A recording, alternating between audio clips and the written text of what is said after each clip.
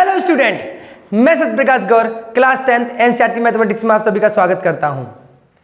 जैसे कि आपको पता है, आज हम लेक्चर नंबर 3 लेकर आए हैं। इससे पहले 2 लेक्चर हमारे हो चुके हैं। मैं आशा करता हूं कि आपने पहले वो दो लेक्चर आपने सभी ने देखे होंगे।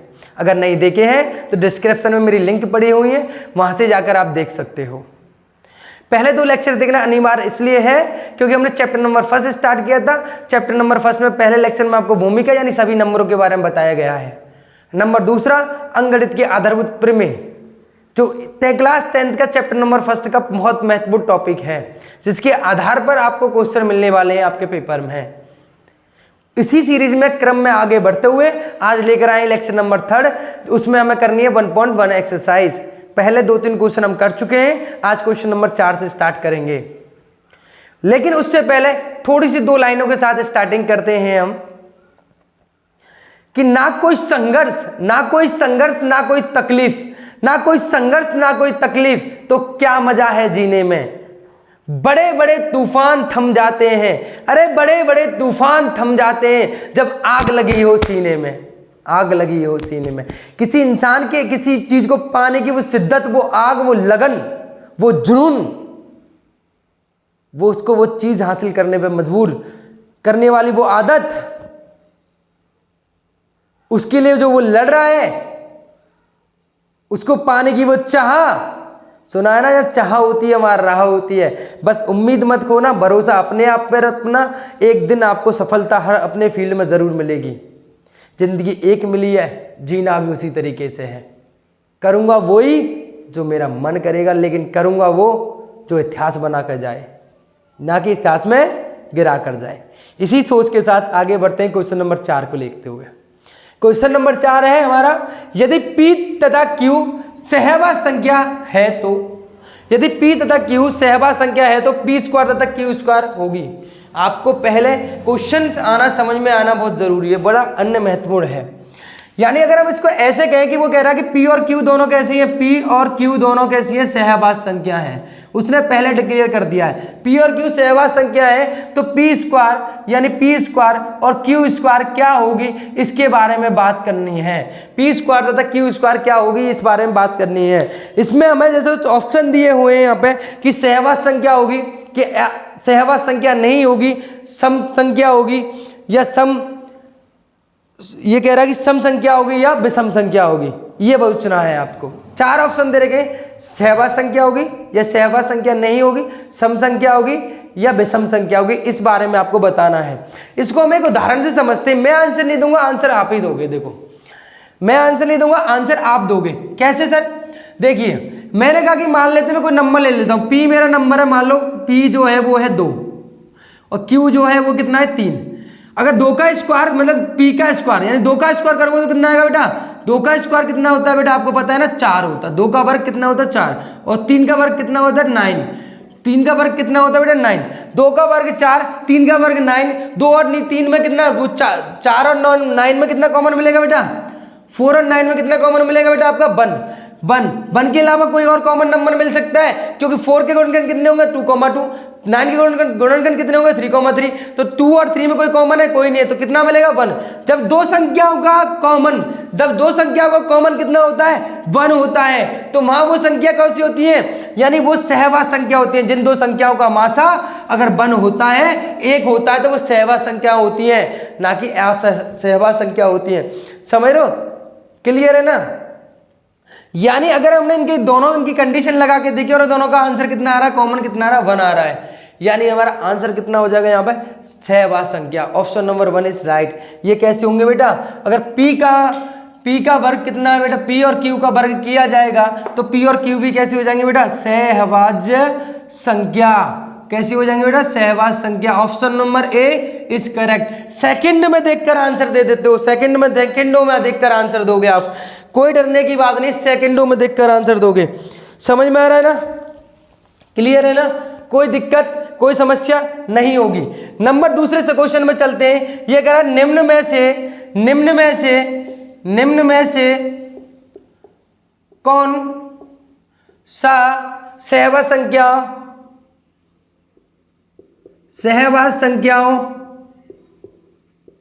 सहवाग संख्या का एक युग्म है। निम्न में से कौन सा सहवाग संख्या का एक युग्म है? जैसे इसने ऑप्शन दे रखे हैं हमें क्वेश्चन नंबर 5 में, अगर हम चले ऑप्शन है हमारे पास, पहला ऑप्शन है हमारे पास 14 और 35, 14 एंड 35। दूसरा ऑप्शन है हमारे पास 18 और 25। नंबर तीसरा ऑप्शन है हमारे पास 31 और 93। एंड नंबर डी ऑप्शन है आपके पास 32 और 62। यानी अगर हम इनका ऑप्शन में बताना है कि इनमें से निम्न में तो कौन सा सहवाग संख्या का एक युग्म है, ये कई बार आपके पेपर में क्वेश्चन पूछा गया है, 1 नंबर में कई बार बोर्ड के पेपर में पूछा गया है। बहुत इंपॉर्टेंट टॉपिक है। 14 और 35 का, 18 और 25 में से, 31 और 93 में से और 32 और 62 में से कौन सी सहवाग संख्या है ये आपको बताना है। देखो इस दोनों में कॉमन कितना मिल रहा है? 7। मैंने क्या कहा था भाई 14 और 35 में कॉमन कितना मिल रहा है? 7। तो ये सहवाग संख्या होंगी? नहीं होंगी, ये तो कहीं खत्म कहानी। यहाँ पर देखो, यहाँ पर 18 और 25 में कोई कॉमन मिलेगा, क्योंकि 25 के गुणनखंड कितने होते हैं? 5 × 5। 18 के गुणनखंड कितने होते हैं? 2 × 3 × 3, यानी कोई कॉमन नहीं मिल रहा, 1 मिलेगा। 31 और 93 में कितना कॉमन मिलेगा? 31। तो ये भाई साहब ही गए काम से। और यहाँ देखो 32 और 62 में कितना कॉमन मिलेगा?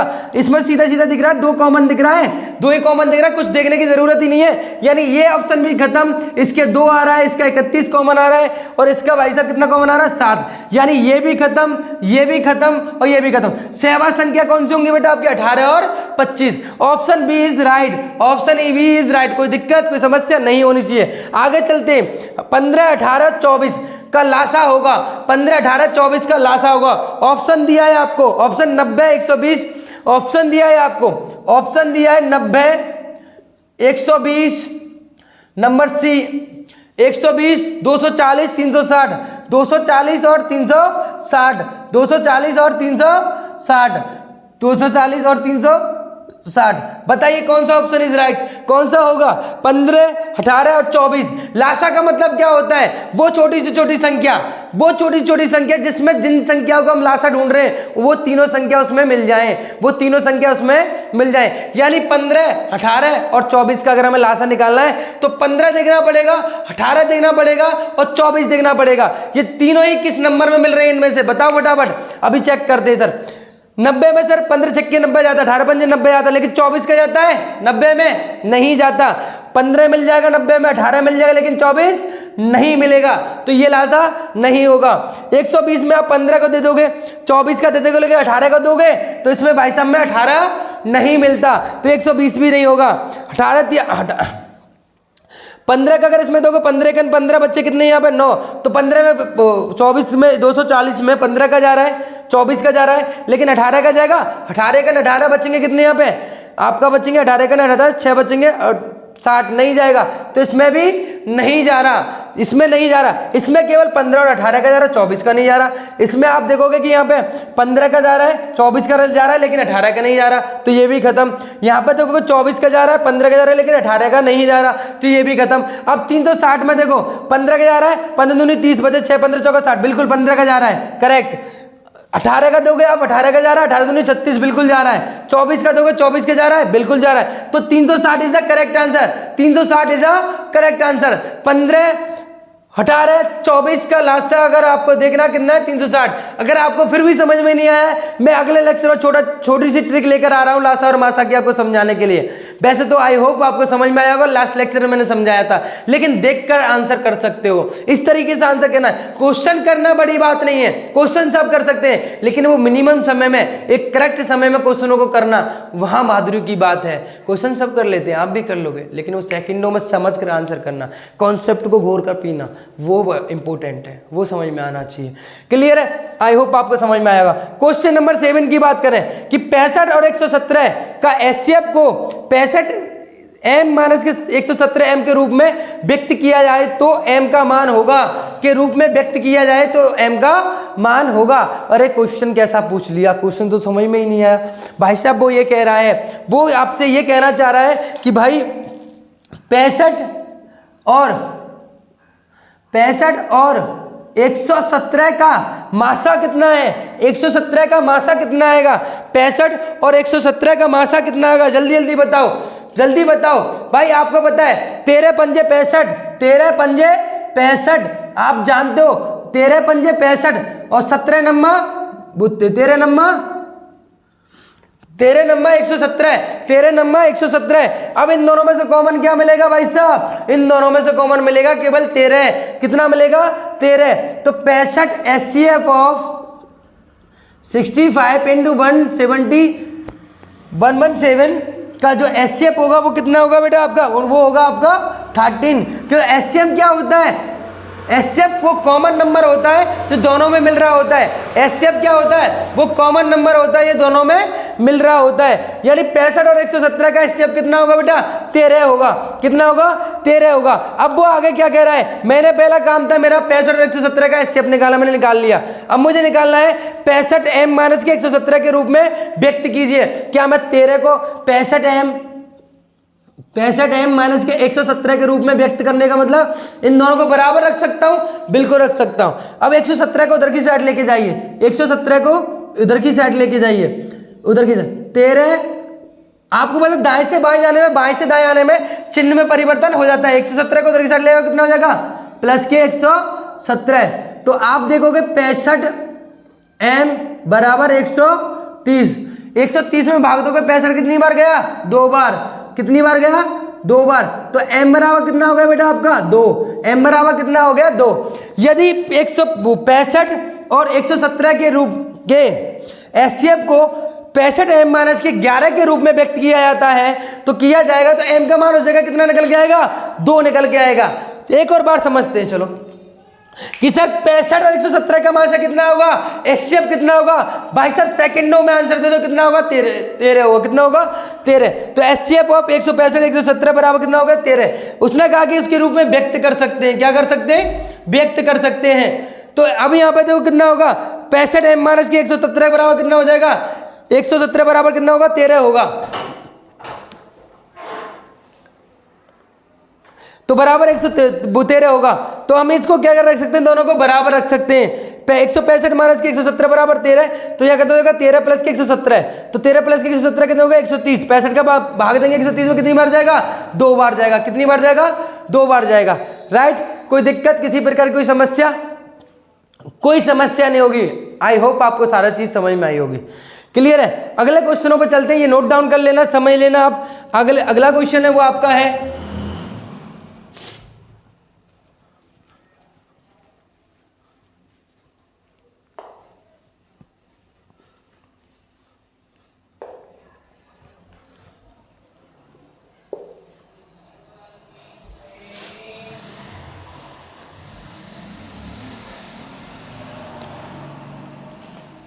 क्वेश्चन नंबर है आपका 18। क्वेश्चन नंबर 8 क्या कह रहा है, सॉरी क्वेश्चन नंबर है आपका 8। क्वेश्चन नंबर 8 कह रहा है आपसे, क्वेश्चन नंबर 8 कह रहा है आपसे, वो कह रहा है कि यदि P और Q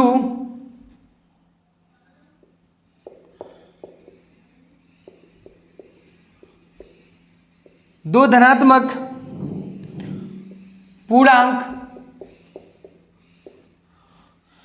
पूर्णांक इस प्रकार है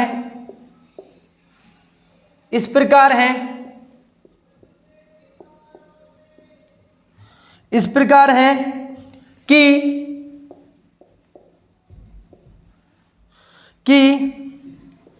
P बराबर AB स्क्वायर है और Q बराबर AQ और B है, जबकि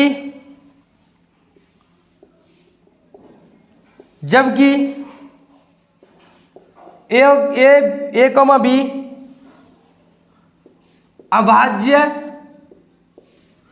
अभाज्य संख्याएं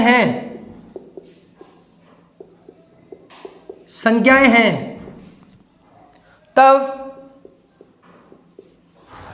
ऑप्शन है आपके पास, तब LCM of P, Q equal to होगा कितना? Number 1 option a v a square b square, number c a q b square, number d a q b Q.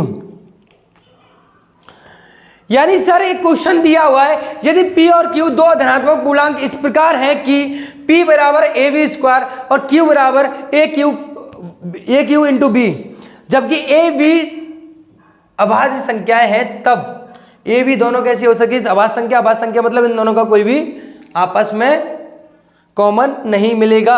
अब मुझे बताइए कि इन दोनों का लासा कितना होगा। अब देखिए P बराबर कितना है बेटा? P बराबर है बेटा आपका, P बराबर है आपका ए बी स्क्वायर, यानी अगर मैं इसको तोड़ के लिखूंगा तो a इंटू बी ऐसे लिखा जाएगा। सर Q बराबर कितना है? Q बराबर सर ए क्यू इंटू बी, तो सर कितना होगा यहाँ पे? ए इंटू बी, यही होगा ना? हाँ है ना? अधिक से अधिक ए का कितनी बार गया है? 3 बार। अधिक से अधिक ए का कितना गया? एलसीएम ऑफ पी और क्यू। आप चुटकियों में आंसर दे दोगे। अधिक से अधिक ए का कितनी बार गया है? 3 बार, क्योंकि एलसीएम क्या करते हैं हम दोनों में? फैक्टरों में अधिक से अधिक देखते हैं कि किसका कितना अधिक गया है। ए का कितनी बार गया? 3 बार। बी का यहाँ कितनी बार गया? 2 बार। और यहाँ पे कितनी बार गया? 1 बार। तो कितनी बार काउंट करेंगे यहाँ पे?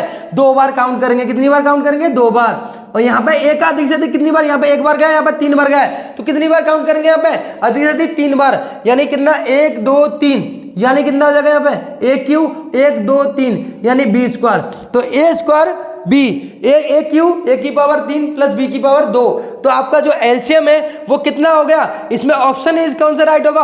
Option right is c is right option, c is right option. तो ए क्यू और बी स्क्वायर, यदि P बराबर ए बी स्क्वायर है, Q बराबर ए क्यू बी है, तो आपका जो लासा होगा वो कितना हो जाएगा? ए क्यू बी की पावर 2। समझ में आया? क्लियर है? Option right, option c is right, option c is right. ठीक है, क्लियर है? आई होप आपको समझ में आया होगा। ठीक है, आगे चलते। नोट डाउन कर लेना, साथ के साथ नोट डाउन करते हुए जाना, या बाद में स्क्रीनशॉट ले लेना, या बाद में मैं स्टोर कर दूंगा। रिकॉर्डेड क्लास है, आप देख रहे हो, बाद में देखोगे, रोक के आप आराम से नोट कर सकते हो क्वेश्चनों को, कोई दिक्कत नहीं है। ठीक है, क्वेश्चन नंबर अगर हम 9 की बात करूं, क्वेश्चन नंबर अगर हम 9 की बात करूं, कितना धाकड़ क्वेश्चन दे दिया इसने, कितना खतरनाक क्वेश्चन दे दिया इसने। देखिए, बड़ा धाकड़ और खतरनाक क्वेश्चन है, लेकिन आपको डर बिल्कुल भी नहीं लगना चाहिए। क्वेश्चन नंबर है आपका 10, यदि a बराबर 2 की पावर 2, 3 की पावर 3 इंटू 5 की पावर 4 ये दिया हुआ है, और b बराबर कितना दिया हुआ है? b बराबर दिया हुआ है 2 की पावर 3, 3 की पावर 2 और 5 की पावर 5 की पावर 1 दी हुई है। यहां निकालना है बेटा हमें HCF of a, b, a comma b का एचसीएफ निकालना है, यानी ए और बी का मासा निकालना है, ए और बी का मासा निकालना है। तो डियर जल्दी बताइए, मैंने क्या कहता? मासा मतलब सबसे कॉमन क्या मिल रहा है दोनों में? जितने भी सब मतलब सभी जितने भी नंबर उनमें कॉमन कितना मिल रहा है, यानी कॉमन देखना है। सर 2 की पावर 2 या 2 की पावर 3, तो 2 की पावर 2 इसमें कॉमन मिल रहा है, राइट? या 3 की पावर 2 या 3 की पावर 3 कॉमन कितना मिल रहा है? सर 3 की पावर 2 मिल रहा है। या 5 की पावर 4 या 5 की पावर 1, तो सर 5 की पावर 1 तो सब में मिल ही रहा है ना, कोई दिक्कत थोड़ी ना, जो मिल रहा है वो ले लेंगे।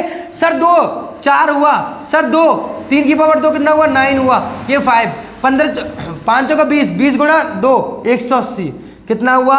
180 हुआ। कितना हुआ आपका आंसर? 180, यानी option b is right, option b is right, option b is right. 180 is the correct answer. कोई दिक्कत, कोई समस्या नहीं होनी चाहिए। चलो आगे चलते हैं हम। अगला है आपका क्वेश्चन नंबर 10, 18 15 ये तो हमने करा ही दिया था, ये हमने हो गया, दोबारा रिपीट कर दिया इन्होंने। मैं इसकी जगह क्वेश्चन नंबर 10 की जगह मैं 18 15 की जगह मैं आपको दे देता क्वेश्चन नंबर 10। ये टास्क है आपका, ये मान सकते हो आप 20 40 और मान लो कि 180 का आपको लासा निकाल के बताना है। फटाफट सेकंडों में आंसर, जब तक मैं मिटा रहा हूं आप आंसर निकाल के रखो और मेरे को कमेंट करो क्या आंसर होगा। 10 20 20 40 और 180 का लासा कितना होगा? ठीक है, जल्दी कमेंट करना, मैं तो ये रफ कर रहा हूं, नोट डाउन कर लेना आप। एक एक ऑप्शन को समझते हुए चलेंगे, कोई भी ऐसा नहीं कि हम तुक्के में आंसर दे रहे हैं, हम हर एक चीज का वैलिड आंसर देंगे, तरीके से आंसर देंगे। ये कह रहा है सर क्वेश्चन नंबर 11 है, क्वेश्चन नंबर 11 आपको कह रहा है कि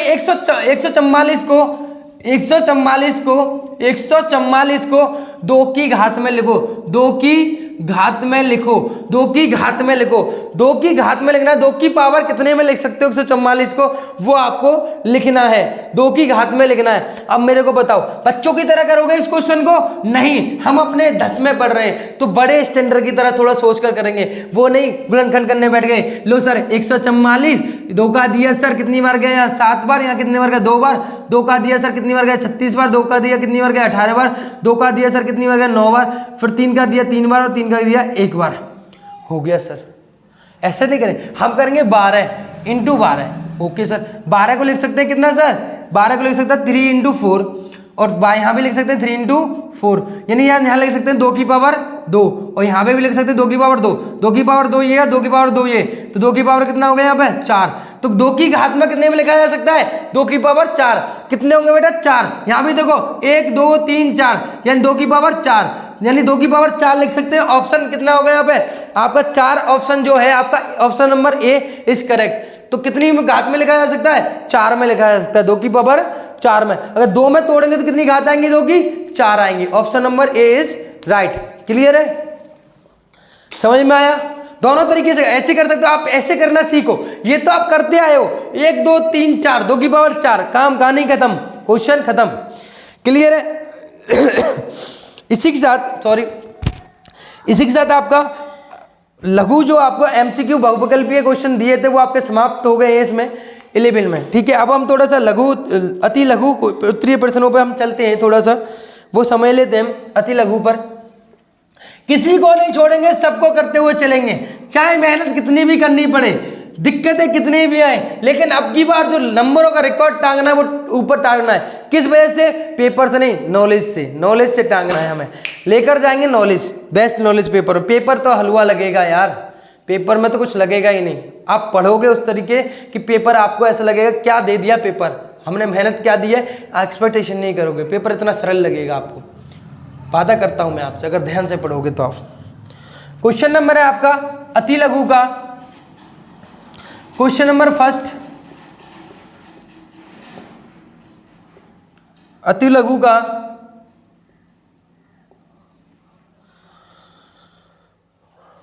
अति लघु उत्तरीय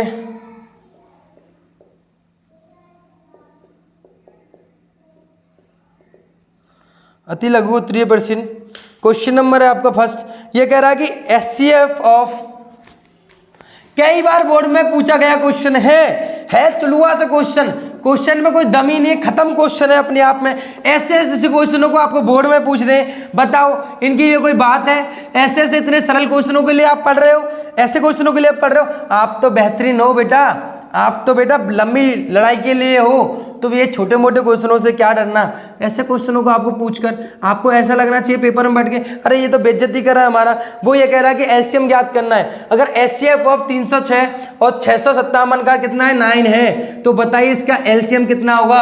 आप जानते हो सर, वी नो व्हाट, क्या नो बेटा, आप जानते हो वी नो दैट, क्या जानते हो कि दो संख्याओं का गुणनफल जो होता है, जो दो संख्या दी हुई है उनका जो गुणनफल होता है उन दोनों संख्याओं के एचसीएफ एंड एलसीएम के बराबर होता है, एचसीएफ इंटू एलसीएम के बराबर होता है। तो बेटा दोनों संख्या कितनी है, 306 और कितनी दूसरी 657 का मासा कितना दिया हुआ बेटा, 9। ज्ञात क्या करना है बेटा आपको, एलसीएम ज्ञात करना है। कितना ज्ञात करना है बेटा, एलसीएम ज्ञात करना है। कोई बड़ी समस्या है नहीं है, काटा पीटी खून कच्चर सबको आता है। आपका आता है ना, काटा पीटी तो बहुत सीखा है। काटो इसको, काटो, कितनी से कटा, 3 से काट लो पहले, नहीं तो 3 10 2। क्लियर है? फिर 3 से काटो इसको, कितनी बार कटा, 3 और 4 34 बार कट गया। कितनी बार कटा, 34 बार। तो एलसीएम 657 बराबर कितना हो जाएगा 65 7 इंटू 34 मल्टीप्लाई करो 7 चौक 28 5 चौक 20 हाथ लगी 2 6 चौक 24 और 2 कितने हो गए यहाँ पर 26 राइट 21 कैरी 1 17 कैरी 1 6 18 और 1 19 यहाँ कितना हो गया 8 3 13 यहाँ से लगे 1 यहाँ कितना हो जाएगा 11 और 1 12 और यहाँ पे कितना हो जाएगा 2 22,338 22,338 यानी 306 और 657 का जो लासा निकल के आएगा वो कितना आएगा 22,338 22,338 आपका राइट आंसर हो गया। क्लियर है, कोई समस्या नहीं होनी चाहिए। उतार लीजिए आप फटाफट, नोट डाउन करो। अगला क्वेश्चन चल रहे हैं हम। अगला क्वेश्चन है आपका, रफ कर दूं, अगला क्वेश्चन है आपका, नोट डाउन कर लेना ये।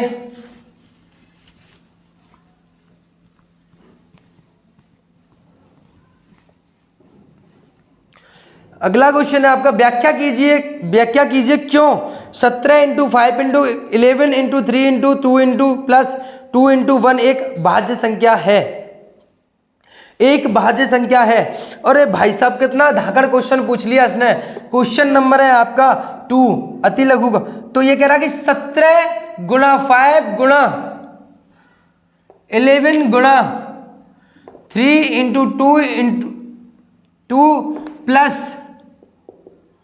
2 इंटू 11 भाज्य संख्या क्यों है? भाज्य संख्या क्यों है ये आपसे पूछ रहा है कि बताइए भाज्य संख्या क्यों है। अरे भाई साहब आपने पढ़ा है भाज्य संख्या वो होती है इसके 2 से ज्यादा गुणनखंड होते हैं। भाज्य संख्या वो होती है तो 2 से ज्यादा गुणनखंड होते हैं। अब ये बताइए इसमें से कॉमन कितना आ रहा है? इसमें 11 है, 11 दोनों से 11 कॉमन आ रहा है और कितना कॉमन आ रहा है यहाँ पर 2 कॉमन आ रहा है। तो सिंपल से समझ लो यहाँ पर 17 इंटू 5 इंटू 3 भाई 2 चला गया 11 चला गया तो 17 इंटू 5 इंटू 3 1 बचेगा। 1 का कोई फर्क नहीं पड़ता। यहाँ पर कितना बचेगा प्लस के 1। अब मुझे एक सिंपल सी बात बताइए सर इसमें 11 का मल्टीप्लाई हो रहा है तो 11 का भाग जाएगा नहीं जाएगा? बिल्कुल जाएगा। 2 का मल्टीप्लाई हो रहा है 2 का भाग जाएगा नहीं जाएगा? बिल्कुल जाएगा। अब इसको पूरी को सॉल्व करके कोई संख्या बनेगी उसका भी भाग जाएगा नहीं जाएगा? बिल्कुल जाएगा। यानी आप देख पा रहे हो इसके जो गुणनखंड है वो 2 से ज्यादा मिल रहे हैं। कितने मिल रहे हैं? 2 से ज्यादा मिल रहे हैं। अब समझ में नहीं आता, 63 है 63 7 इंटू 9 है तो तभी तो इसमें 9 का भाग जाता क्योंकि 63 मिलकर किससे बना है 9 इंटू 7 से, इसलिए इसमें 7 का भी जाएगा 9 का भी जाएगा। लेकिन इसमें 2 का जाएगा नहीं आएगा। क्यों? इसके गुणनखंड में 2 तो है ही नहीं, 2 नहीं है इसके गुणनखंड में तो 2 का भाग कहाँ चला जाएगा। इसी प्रकार से 11 का गुणा होगा यानी 11 का भी भाग चला जाएगा। 2 का गुणा हो रहा है इसका मतलब 2 का भी भाग चला जाएगा। अब इस पूरी संख्या को सॉल्व करोगे, सॉल्व करने के बाद जो आंसर आएगा उसका भी भाग चला जाएगा। ऐसे भी कर दो 13 17 पंजे 85 85 और 3 कितने होगा 78 78 1 79। यानी आप कह सकते हो कि 7 9 यानी 7 9 का भी चला जाएगा, 2 का भी चला जाएगा, 11 का भी चला जाएगा और इन तीनों को मल्टीप्लाई करने के बाद जो संख्या बनेगी उसका भी चला जाएगा। या 2 इंटू 9 या 22 का भी चला जाएगा इसमें। तो आप देख रहे हो इस संख्या के 2 से ज्यादा गुणनखंड है। अतः हम ये कह सकते हैं अतः दी गई संख्या के 2 से अधिक गुणनखंड हैं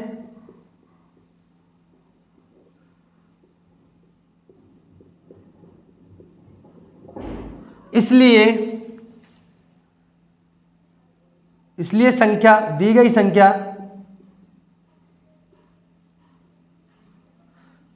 संख्या कैसी होगी बेटा? सहभाज्य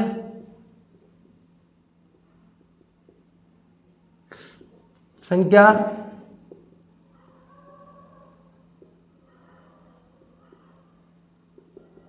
होगी। इसलिए दी गई संख्या कैसी होगी? सहभाज्य संख्या होगी। राइट, कोई समस्या? कोई समस्या नहीं होनी चाहिए। चलिए, मेहनत भी करेंगे फिर भी समस्या हो फिर फायदा क्या?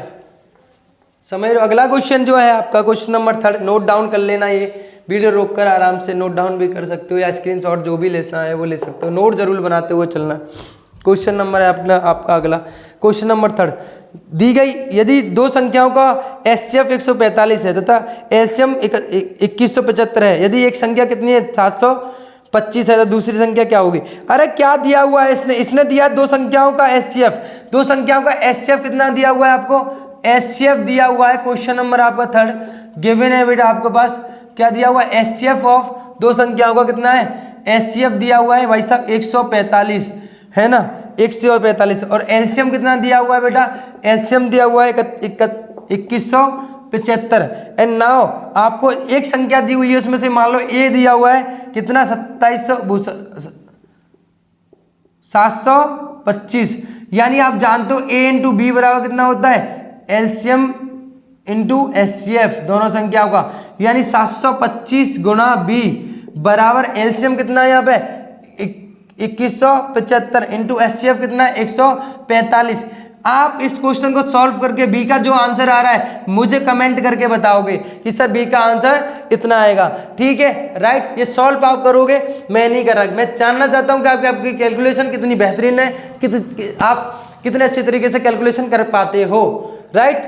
आप जितने भी बच्चे हैं बी का आंसर निकाल के कमेंट करें जल्दी से। क्वेश्चन नंबर 4 नोट डाउन कर लेना।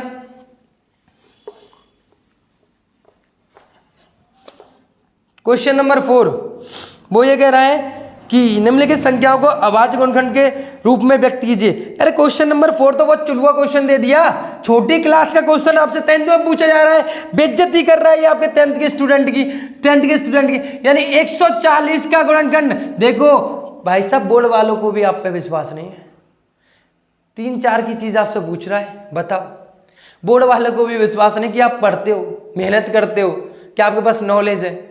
मजाक कर रहा है, 140 के गुणनखंड पूछ रहा है। लो 140 के भाई साहब बेइज्जती नहीं है हमारी, बेइज्जती है बिल्कुल। 2 यहाँ 35, यहाँ कितना होगा 2 5 का जाएगा कितनी बार 7 और 7 का जाएगा एक बार, यानी सर 140 को अभाज्य गुणनखंड के रूप में लिखा जा सकता है 5 × 7, राइट। आपका हो गया। बाकी के सभी पार्ट आप स्वयं इसी प्रकार से करोगे, यानी SW जो है वो करोगे आप 4th के सभी पार्टों को, 4th क्वेश्चन के सभी पार्टों को करना है आपको, दूसरा, तीसरा, चौथा और 5वां डू योर सेल्फ करना है, ठीक है राइट। ये कर लोगे मुझे पता है आप। एंड क्वेश्चन नंबर है आपका 5 कि आपको अभाज्य संख्याओं अभाज्य गुणनखंड विधि द्वारा निम्नलिखित पूर्णांकों के एचसीएफ और एलसीएम। अब भाई साहब आपको पता है कि अभाज्य गुणनखंड विधि द्वारा आप दोनों को कर सकते हो आसानी से। देखिए अभाज्य गुणनखंड विधि द्वारा, अभाज्य गुणनखंड विधि द्वारा आपको दोनों संख्याओं का एचसीएफ और एलसीएम निकालना है अभाज्य गुणनखंड विधि द्वारा। आप ऐसे कर सकते हो अभाज्य गुणनखंड विधि द्वारा, राइट। यानी आपको निकालना 12, 15 और 21 तथा 21। भाई साहब आपका बिल्कुल देखते हुए सेकंडों में आंसर होना चाहिए, इतनी बेहतरीन तरीके से पढ़ाई होनी चाहिए कि सेकंडों में आंसर होना चाहिए। सर 12, 15, 21 का एचसीएफ फाइंड आउट करवा रहा है, आपसे क्या फाइंड आउट करवा रहा है? एचसीएफ और एलसीएम दोनों ही फाइंड आउट करवा रहा है। सर एचसीएफ के लिए 4, 15 और 21 में क्या कॉमन मिलता है? भाई साहब इसमें कितना आ रहा है 3, इसमें कितना आ रहा है बेटा 3 और इसमें भी कितना आ रहा है 3। सर क्वेश्चन नंबर बिल्कुल खत्म। एचसीएफ ऑफ 12, 15 और 21 का कितना होगा बेटा 3। ऐसी शॉर्ट ट्रिकों से क्वेश्चन होने चाहिए, सेकंडों में क्वेश्चन होने चाहिए, इतनी शॉर्ट ट्रिक से होने चाहिए, समझ रहे हो ना। फिर हमने पूरा सॉल्व किया बच्चों की तरफ, फिर पढ़ने का मतलब ही क्या, 10th का स्टूडेंट होने का मतलब ही क्या, ऐसे देना है आपको, सीधा कहानी खत्म। 12, 15, 21 का एचसीएफ कितना हो गया आपका होगा 3। ऐसी शॉर्ट ट्रिकों को जानने के लिए मैं लेकर आऊँगा जरूर आपको, और बेहतरीन तरीके से क्लासेसों को, छोटे छोटे कॉन्सेप्ट आपको समझाने के लिए मैं एचसीएफ, एलसीएम ये सारी चीज़ें समझाऊंगा आपको। लेकिन मैंने फिलहाल समझाई हूँ वो भी समझें, और लेकिन अब मेरे चैनल को सब्सक्राइब कर लें, जिससे कि आपको मेरे नए नए कॉन्सेप्टों को बेहतरीन तरीके से आपको समझने का मौका मिले, ठीक है। अब 12, 21 और 12, 21 का अगर मुझे एलसीएम ज्ञात करना, 12, 15 और 21 का एलसीएम ज्ञात करना है, तो 15, 12, 21 और 15 का आपको पता है 12 के गुणनखंड कितने होंगे 3 × 4 और यहाँ पे कितने होंगे 3 इंटू 5, यहाँ पे कितने होंगे बेटा 3 इंटू 7। तो आपको पता 3 इनमें मिल ही रहा है तो कितना हुआ 3।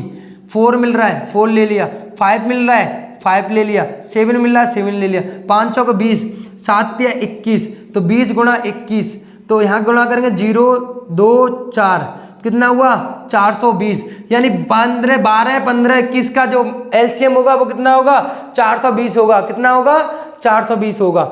राइट, समझ में आया? आशा करता हूं आपको समझ में आया होगा। क्लियर है?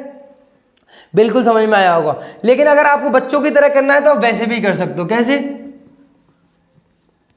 कि सर मुझे एचसीएफ ज्ञात करना भाज्य गुणनखंड विधि द्वारा, तो लो भैया हम तो वो भी करवा देंगे। लो 12 है, 12 की गुणनखंड करो 2 into 6 into 3 into 1। Right, and now 15 के सर करोगे तो 3 का भाग जाएगा 5 बार, 5 का जाएगा 1 बार। एंड यहाँ पर कितना करोगे बेटा आपका 21 का करोगे तो कितना आएगा 3 का जाएगा 7 बार, 7 का जाएगा 1 बार।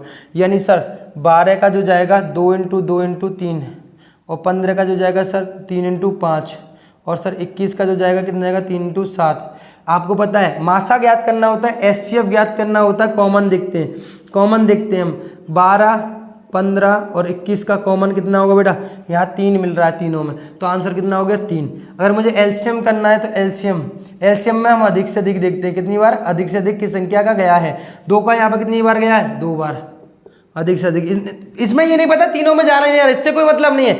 हम एक में भी जा रहा है 2 का बाकी में नहीं जा रहा, लेंगे फिर भी हम 3 का 3 में 1 बार, यहाँ पर 3 का 1 बार जा रहा है, सब में ही 1 बार जा रहा है। 5 का वो भी कितनी बार जा रहा है 1 बार जा रहा है, और 7 का वो भी कितनी जा रहा है 1 बार। गुणा करेंगे कितना है यहाँ पे 420, कितना हुआ 420 is correct answer.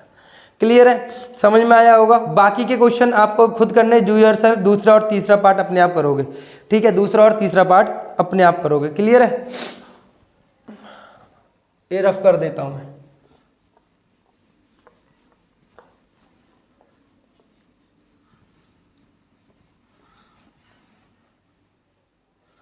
Question number है आपका 6।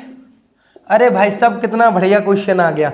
ये कह रहा है जांच कीजिए कि क्या किसी प्राकृत संख्या n के लिए संख्या 6n अंक 0 पर समाप्त हो सकती है या नहीं। अब बताइए मुझे, ये कह रहा है कि भैया 6n मैं आपको दे रहा हूं, क्या मैं n का कोई मान रखने पर, n का कोई मान रखने पर, n का कोई मान रखने पर n का मान कोई भी पुट करूं मैं, क्या 6 की पावर जैसे मैंने रखा 1, n क्या यहाँ पे एक प्राकृतिक संख्या है तो मैं कुछ भी रख सकता हूं, कुछ भी मतलब n बराबर 1 से लेकर कहां तक, n बराबर 1 2 3 4, ये सभी संख्या के बारे में बता चुका हूं, कुछ भी रख सकता हूं। यानी मैंने 6 बराबर 1 रखा, 6 2 रखा या 6 की पावर 3 रखा, क्या ये कभी भी 0 पर, यानी 6 का एक रखेंगे तो 6 आएगा, 6 का कितना रखेंगे यहाँ पे, कितना आएगा यहाँ पे 36 आएगा, कितना आएगा 216 आएगा। तो आप देख रहे हो कि ये बताना है क्या ये कभी 0 पर समाप्त हो सकता है या नहीं हो सकता, 0 पर समाप्त हो सकता है या नहीं हो सकता।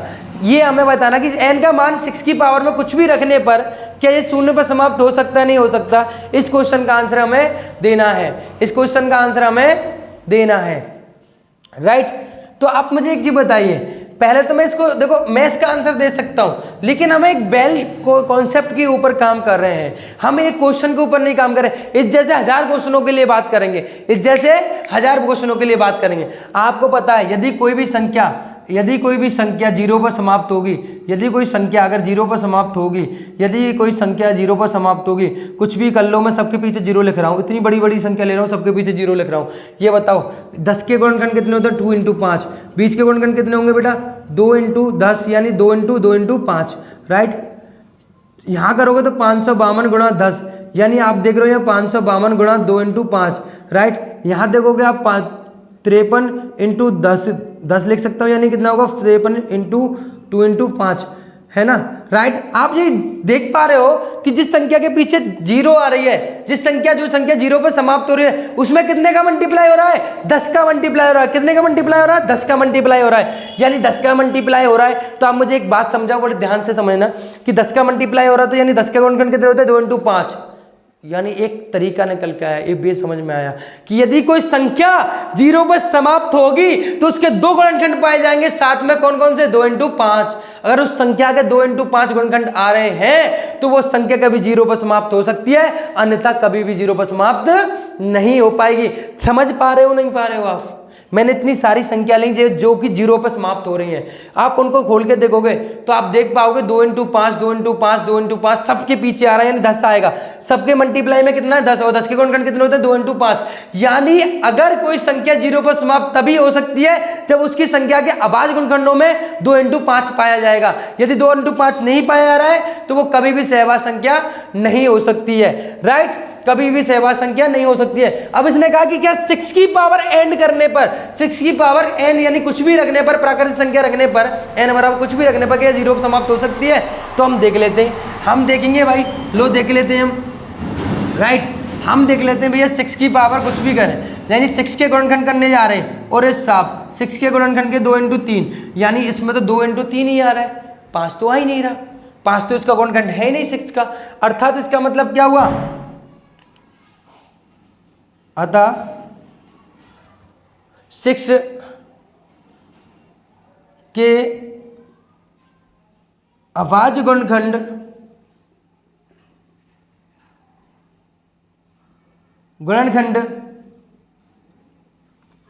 केवल और केवल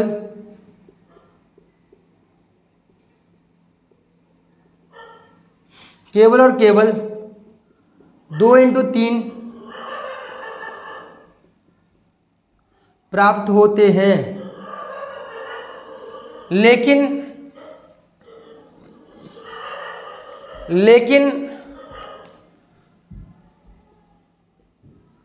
लेकिन हम जानते हैं यदि कोई संख्या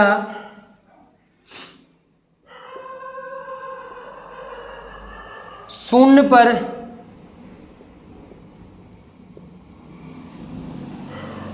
समाप्त होती है तो उसके गुणनखंड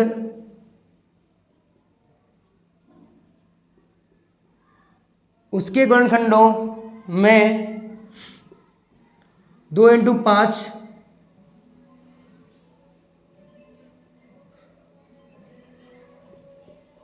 जरूर मिलते हैं, 2 × 5 जरूर मिलते हैं। इसलिए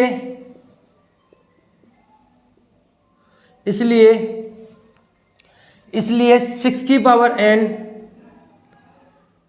कभी भी 6 की पावर n इसलिए 6 की पावर n शून्य पर समाप्त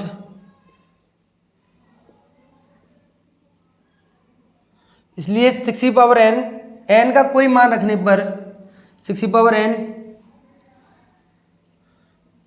n का कोई मान रखने पर शून्य पर समाप्त नहीं होगी।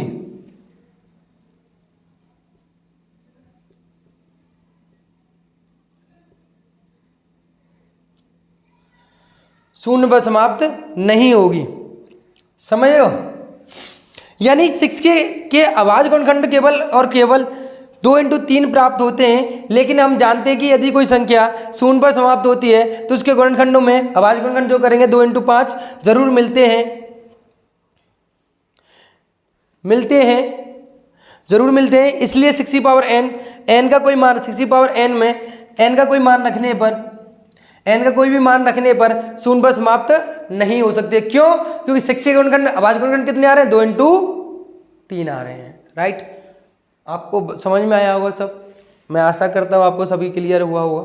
अगर आपको नीचे से कोई भी कुछ भी लाइन अगर यदि नहीं दिखाई दे रही हो, वैसे दिखाई दे रही हो, नहीं भी दे रही हो, कुछ कर रही हो, तो मैंने बोला है आप लिख लेना, ठीक है। एक बार रिपीट और कर देता हूँ। 6 के अभाज्य गुणनखंड केवल और केवल 2×3 प्राप्त होते हैं, लेकिन हम जानते हैं यदि कोई संख्या 0 पर समाप्त होती है तो उसके गुणनखंडों में 2×5 जरूर मिलते हैं।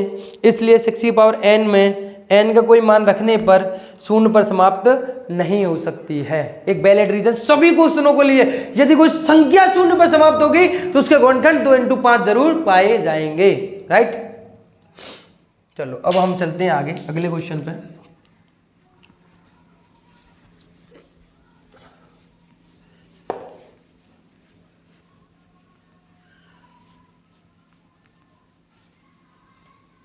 क्वेश्चन है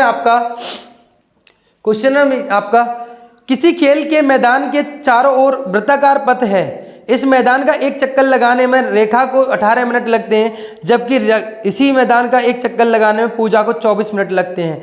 मान लो कि ये दोनों एक ही स्थान तथा एक ही समय पर चलना प्रारंभ करके एक ही दिशा में चलते हैं। कितने समय पश्चात वे दोबारा प्रारंभिक बिंदु पर स्थान पर लौटेंगे। यानी ये कह रहा है कि एक गोलाकार चक्र है आपका, यानी वृत्त अगर आप दौड़ देकर ना दौड़ करते हो तो गोले चक्र में अपने खेतों में, जैसे हमारे गाँव वगैरह में खेतों में बना लेते हैं वो गोल चक्कर, या आपने रनिंग देखा हुआ, रनिंग करने वाले होते हैं। तो यहाँ पर 2 लड़कियाँ हैं, एक का नाम उन्होंने बोला है कितना, रेखा है ना। मान लो कि ये दोनों लड़कियाँ हैं, ठीक है, ये रेखा है और दूसरी कौन सी है, यहाँ पे पूजा है। ये दोनों एक ही समय एक ही स्थान से चलना प्रारंभ करती हैं। तो वो ये कह रहा है ये दोनों कितने समय में, अब ये कितनी देर में मिनट में कर लेती है, जो रेखा है वो 18 मिनट लगाती है और जो पूजा है वो कितनी लगाती है, 24 मिनट लगाती है आने में।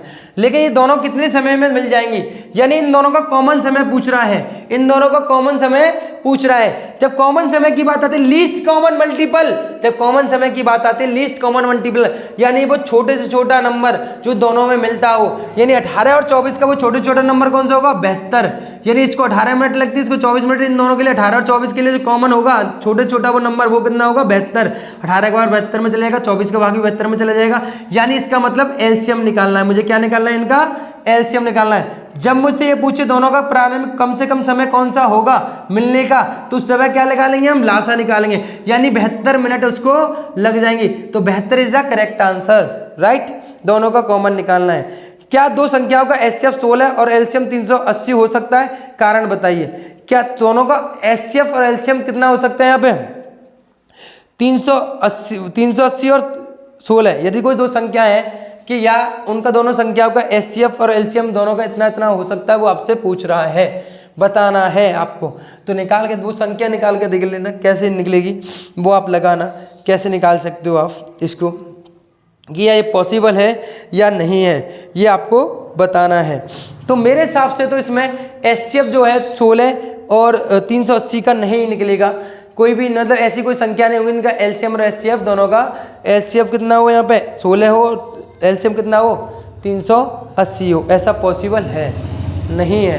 क्योंकि अगर मैं इसकी बात करूँ तो यहाँ पे देखो 16 के गुणनखंड करने जाऊँगा मैं, क्वेश्चन नंबर आपका है 8, तो 16 गुणनखंड करने जाऊँगा तो मैं मेरे कितने हो जाएंगे, 16 गुणनखंड करूँगा तो मैं कितने हो जाएंगे बेटा, 2 इंटू 2 इंटू 2 इंटू 2 दिन 4 दूनी 8, 8 दूनी 16, राइट, ये होंगे। वहीं मैं अगर करने जाऊँगा किसके बेटा 380 के करूँगा कितना होगा 10, 38 इंटू 10, यानी 38 को तोड़ सकता हूँ मैं 2 इंटू 19 गुणा 2 इंटू 5। आप देख रहे हो यहाँ पे, अगर आप देख रहे हो यहाँ पर कि इन दोनों का एचसीएफ कितना निकल के आएगा, इन दोनों का एचसीएफ जो निकल के आएगा वो 2 इंटू 2 यानी 4 निकल के आएगा। कितना आएगा, सॉरी, ये दोनों संख्याओं को अगर मैं देख सकता हूँ यहाँ पर कि एचसीएफ नहीं निकाले, एचसीएफ और वो तो दोनों दे ही रखे, क्या ऐसा पॉसिबल है, ये आपसे पूछा गया है। तो आप एक बार ये देख लेना, ठीक है। 16 और 380 का अगर नहीं होता है तो फिर हम बैठे हुए हैं, हम आपको अगले लेक्चर में इसको बता देंगे। ये आपको होमवर्क है, क्या ऐसा पॉसिबल है कि इन दोनों का एचसीएफ होगा या नहीं। एचसीएफ और एलसीएम यानी 2 संख्याओं का एचसीएफ और एलसीएम कितना हो, 16 और 380 हो, ये आपको बताना ही है। और बताना मुझे कमेंट करके कि ऐसा हो सकता है या नहीं, और है तो क्यों, और नहीं है तो क्यों नहीं है। क्वेश्चन नंबर 9, लघु उत्तरीय प्रश्न है, पूर्णांकों के निम्नलिखित युग्म में एचसीएफ और एलसीएम ज्ञात कीजिए। जांचिए कि क्या, इसकी जांच करो कि 2 संख्या को गुणनफल एचसीएफ इंटू एलसीएम होता है या नहीं होता, राइट, रफ कर दूं मैं। ये क्वेश्चन ही मैं आपको बता चुका हूँ, बट मैं एक बार और फिर थोड़ा सा समझा देता हूँ आपको छोटा सा। वो एक आप जानते हो कि हमें ये जांच करना है ए इंटू बी, यानी दो संख्याओं का गुणनफल उसके एचसीएफ और एलसीएम के बराबर होता है या नहीं होता, ये आपको बताना है। गिवन पूर्णांक नंबर है, आपको गिवन है कि 26 और 91। 26 और 91 का अगर मैं लासा निकाल जाता हूँ, लासा और मासा, 26 के गुणनखंड कितने होते हैं बेटा 13 इंटू 2, और 91 गुणनखंड कितने होते हैं 7 इंटू 13, 13 7 91। तो अगर मैं एचसीएफ निकालूँ दोनों में कॉमन कितना मिल रहा है, एचसीएफ ऑफ 26 इंटू 91 बराबर कितना हो जाएगा बेटा, 26 इंटू 91 बराबर हो जाएगा बेटा आपका 13, और एलसीएम ऑफ 26 इंटू 91 बराबर कितना निकल जाएगा बेटा 13 मिल रहा है, एक तो 7 मिल रहा है इंटू 2 मिल रहा है, क्योंकि कॉमन सब में देखते हैं कि कौन का कितनी बार गया है। 13 7 91, 91 गुणा 2 यानी कितना हुआ सर 2 ने 9 दूनी 18, यानी 122 82 182 क्या हो गया इन दोनों का, 26 और 91 का लासा हो जाता है। इसी प्रकार अगर हम यहाँ पर रखते हैं तो हम यहाँ रखेंगे विनो चेक करने के लिए, है ना, हम चेक करने के लिए कि a इंटू बी यानी दो संख्या का गुणनफल उनके लासा और मासा के बराबर होता है, यानी 13 कितने को होगा 13 इंटू 182 के बराबर होता है या नहीं होता।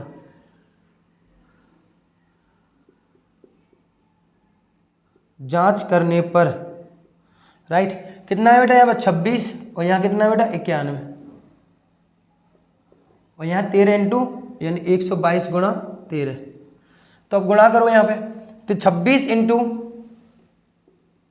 इंटू 91 की बात करेंगे, 26 एक 26, 9 छक्के 54, 8 लगी 5, 9 दूनी 18 और 5 कितने हो गए यहाँ पर 23, यानी 6 6 2 23 3 2 2366 आ रहा है इनका मल्टीप्लाई।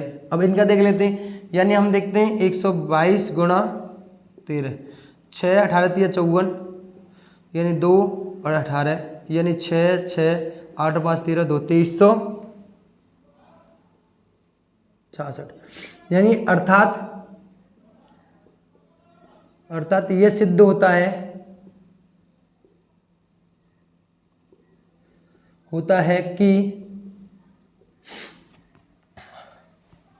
कि दो संख्याओं का गुणनफल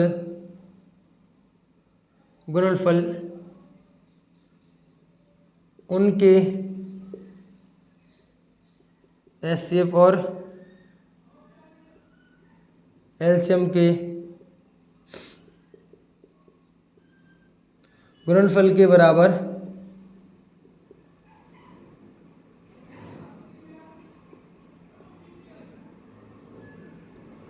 होता है। राइट, समझ में आ गया? बहुत छोटा सा क्वेश्चन था, इसके बाकी पार्ट आप स्वयं कर लोगे। ये मैं इसलिए नहीं करा रहा क्योंकि आप कर सकते हो। अगर फिर भी कोई दिक्कत है तो मुझे कमेंट करें और मुझे बताएं, मैं आपके बिल्कुल करूँगा। आशा करता हूँ आपको एक्सरसाइज 1.1 बिल्कुल समझ में आई होगी, लेकिन फिर भी आप कमेंट करके ज़रूर बताना। अगर अच्छे लगे हो, पढ़ाने का तरीका सही लगा हो तो बिल्कुल एक बार कमेंट करके बताना। लेकिन फिर भी लगता हो तो मैं आपकी मेहनत के लिए, आपको बेहतर करने के लिए मैं कुछ भी कर सकता हूँ, और भी मेहनत आपको बेहतर तरीके से समझाने के लिए, और भी मेहनत करनी पड़े, चाहे कितनी भी मेहनत करनी पड़े, मैं बिल्कुल करूँगा। And thank you so much. मिलते हैं फिर अगले लेक्चर में, जिसमें हम करने वाले परमेय संख्या को पुनर्भ्रमण। धन्यवाद, थैंक यू।